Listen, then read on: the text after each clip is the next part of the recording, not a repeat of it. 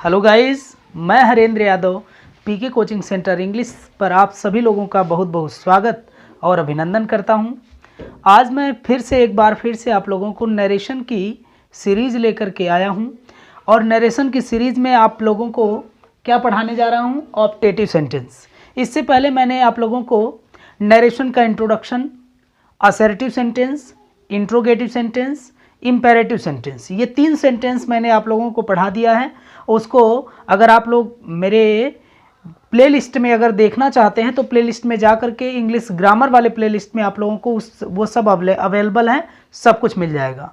तो चलिए आज की वीडियो हम शुरू करते हैं। आज हम पढ़ने वाले हैं ऑप्टेटिव सेंटेंस। क्या पढ़ने वाले हैं? Optative sentence. तो ऑप्टेटिव सेंटेंस जिसकी मीनिंग होती है इच्छा सूचक वाक्य। ऑप्टेटिव सेंटेंस जिसकी मीनिंग क्या होती है? इच्छा सूचक वाक्य। तो इच्छा सूचक वाक्य कहते किसे हैं, सबसे पहले हम ये जानेंगे। तो द सेंटेंस विच एक्सप्रेसेस कर्स और blessings is called optative sentence.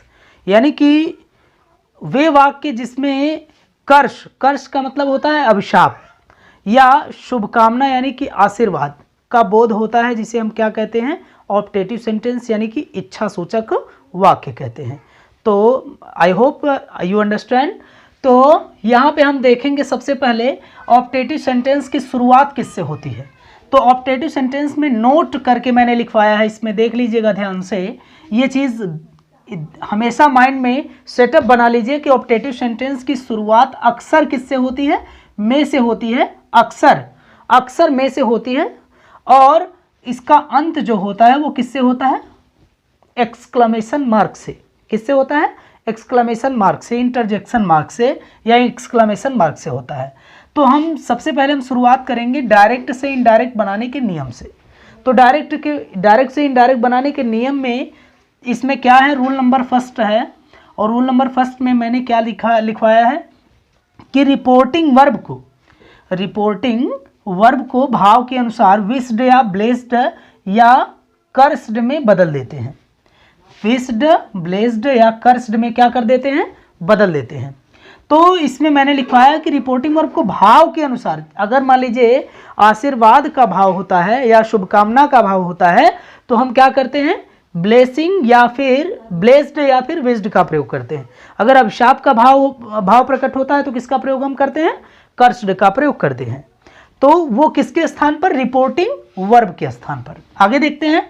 Rule number 2 हमारा बताता है कि कंजक्शन के रूप में हम किसका प्रयोग करते हैं? हमेशा ऑप्टेटिव सेंटेंस में दैट का प्रयोग करते हैं। You understand? तो कंजक्शन के रूप में हम किसका प्रयोग? दैट का प्रयोग करते हैं। फिर उसके बाद तीसरा और अंतिम नियम कहता है कि हम क्या करते हैं? रिपोर्टेड स्पीच को इनडायरेक्ट बनाते समय असर्टिव सेंटेंस में बदल देते हैं। रिपोर्टेड स्पीच को इनडायरेक्ट बनाते समय किस में हम बदल देते हैं? असर्टिव सेंटेंस में बदल देते हैं। यानी ऑप्टेटिव सेंटेंस को इनडायरेक्ट बनाते समय हम किस में बदलते हैं? असर्टिव सेंटेंस में बदल देते हैं। ठीक है, तो चलिए एग्जाम्पल से देखते हैं। पूरी चीज़ हम एग्जाम्पल से सीखेंगे कि हमें क्या करना है, किस तरीके से इसको हल करना है। तो सबसे पहले हम ध्यान देंगे कि यहाँ पे लिखा हुआ he said to me may you live long. तो ही सेड टू मी, यहाँ पे ही को हम क्या करेंगे? ही में लिखेंगे। और सेड टू को हम भाव के अनुसार, जो रिपोर्टेड स्पीच में जो सेंस प्रकट होता है, जो भाव प्रकट होता है, उसी के अकॉर्डिंग हम क्या करेंगे? इसको बदलेंगे। अब किसको बदलेंगे? रिपोर्टिंग वर्ब को बदलेंगे। तो रिपोर्टिंग वर्ब का अगर भाव किस में होता है? अभिशाप में प्रकट होता है। तो अभिशाप अगर आता है यानी तब हम किसका प्रयोग करते हैं? कर्स्ड का प्रयोग करते हैं। और किसी शुभकामना या आशीर्वाद का भाव प्रकट होता है तो किसका प्रयोग करते हैं हम? विश्ड या ब्लेस्ड का प्रयोग करते हैं। तो चलिए देखते हैं। इसमें मे यू लिव लॉन्ग, भगवान करें आपकी उम्र लंबी हो, या भगवान करें आप दीर्घायु हो, ये आपका इस सेंटेंस का सेंस है यानी अर्थ है। तो इसका इस सेंस से पता चलता है कि इसमें आशीर्वाद या शुभकामना की बात हो रही है। तो हम क्या करेंगे? सेड टू को हम चेंज कर देंगे किसमें? ब्लेस्ड या विश्ड में। तो हमने किस में चेंज कर दिया? विश्ड में चेंज कर दिया। किस में चेंज कर दिया बच्चों? विश्ड में। ठीक है, तो उसके बाद फिर हम क्या करेंगे? मी। फिर कंजक्शन, कंजक्शन के रूप में जैसा कि रूल नंबर 2 बताता है हमारा कि कंजक्शन के रूप में हम किसका प्रयोग करते हैं इनडायरेक्ट बनाते समय, इनडायरेक्ट बनाते समय हम कंजक्शन के रूप में दैट का प्रयोग करते हैं, ठीक है ना। यहाँ पे हमने लगा दिया दैट। उसके बाद अब हमें क्या करना है, हमें तीसरा नियम कहता है कि रिपोर्टेड स्पीच को इनडायरेक्ट बनाते समय असर्टिव सेंटेंस में बदल देते हैं, यानी असर्टिव सेंटेंस की शुरुआत सब्जेक्ट से होती है और अंत फुल स्टॉप से होता है, जबकि इसमें कुछ अलग ही स्थिति होती है स्टार्टिंग और एंडिंग की, यानी शुरुआत और समाप्ति की। तो जैसा कि इसमें शुरुआत होता है मे या एक्सक्लेमेशन से इसका अंत होता है और शुरुआत इसकी में से होती है। जैसा कि असर्टिव सेंटेंस में मैंने ऑलरेडी बता दिया है कि हम क्या करते हैं, उसकी शुरुआत सब्जेक्ट से करते हैं और अंत उसका किससे करते हैं, हम फुल स्टॉप से करते हैं। तो हम क्या करेंगे इसमें देखेंगे, सबसे पहले हम सब्जेक्ट से शुरुआत करेंगे। तो सब्जेक्ट यू है, यू किसके अनुसार बदलेगा, रिपोर्ट यू। देखो सबसे पहले हम जानेंगे कि यू कौन सा पर्सन है, तो यू है सेकंड पर्सन। यू कौन सा पर्सन है, सेकंड पर्सन है। और उसके बाद यू सेकंड पर्सन है और बदलेगा किसके अनुसार, ये किस केस में है, तो ये है सब्जेक्टिव केस में। और बदलेगा किसके अनुसार, रिपोर्टिंग वर्ब के ऑब्जेक्ट के अनुसार।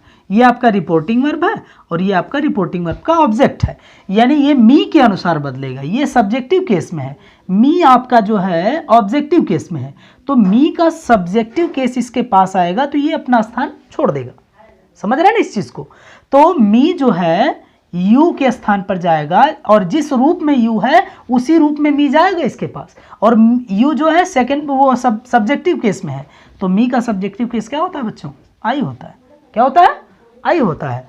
तो मी को आई में चेंज कर दिया गया और आई के बाद इसमें मे है और मे के बाद हेल्पिंग वर्ब लगाएंगे तो मे का क्या होता है, माइट हो जाता है। क्यों माइट करेंगे भाई, क्यों? मैंने असर्टिव सेंटेंस के नियम में बताया है कि यदि रिपोर्टिंग वर्ब पास्ट टेंस में हो, यदि रिपोर्टिंग वर्ब पास्ट टेंस में हो तो इनडायरेक्ट बनाते समय रिपोर्टेड स्पीच में आए हुए विल को वुड में, कैन को कुड में, शैल को शुड में और मे को माइट में बदल देते हैं। किस में बदल देते हैं, मे को माइट में बदल देते हैं।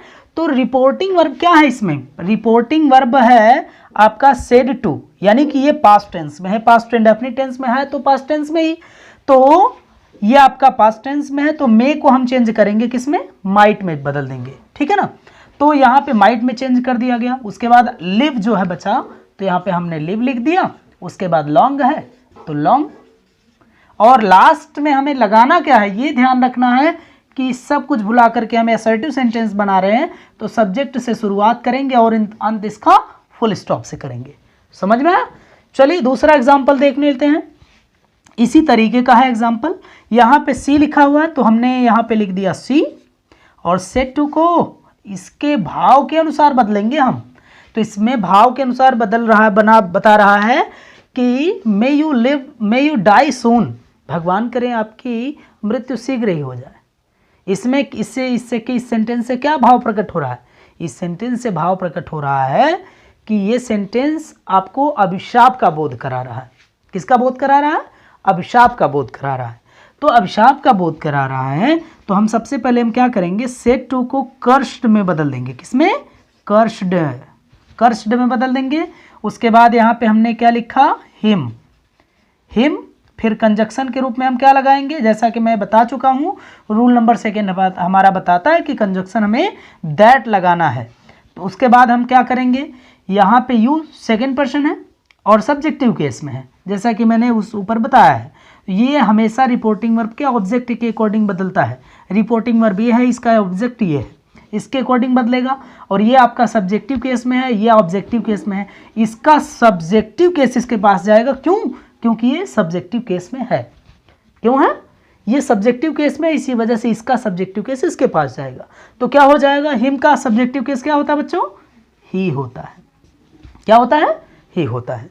उसके बाद मे को किस में चेंज करेंगे, हम माइट में चेंज करेंगे, जैसा कि मैंने इस वाले उदाहरण में बता दिया है।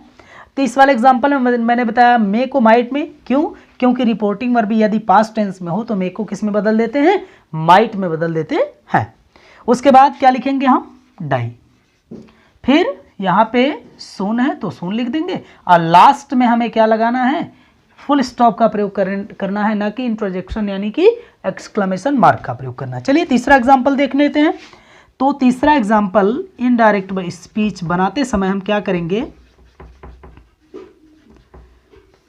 इनडायरेक्ट स्पीच बनाते समय यहाँ पे दे है तो हमने यहाँ पे क्या लिख दिया, दे लिख दिया, और सेड टू को हम क्या बदलेंगे, मे यू फॉल इल।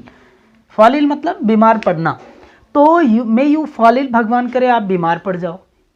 ये आशीर्वाद है ना? नहीं नहीं नहीं, ये आशीर्वाद नहीं, ये अभिशाप है।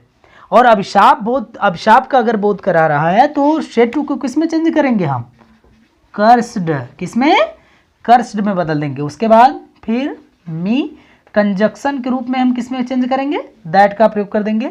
और उसके बाद यू कौन सा पर्सन है, सेकंड पर्सन है, और सेकंड पर्सन है हमेशा ऑब्जेक्ट के अनुसार रिपोर्टिंग वर्ब बदलता है, और ये सब्जेक्टिव केस में है, इसका सब्जेक्टिव केस क्या हो जाएगा, इसके पास जाएगा तो आई में हो जाएगा।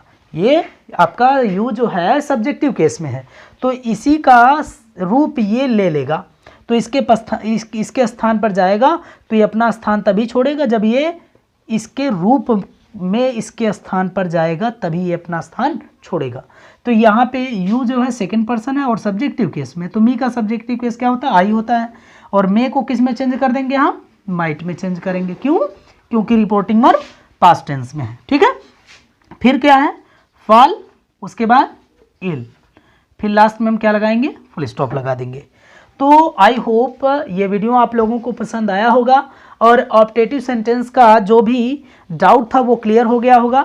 अगर किसी भी प्रकार का डाउट रहता है तो आप कमेंट बॉक्स में मेरे लिख सकते हैं और बता सकते हैं। किसी भी प्रकार की समस्या होती है तो आप हमें कमेंट ज़रूर करिएगा, और वीडियो पसंद आए तो लाइक करिएगा और सब्सक्राइब करिएगा। धन्यवाद।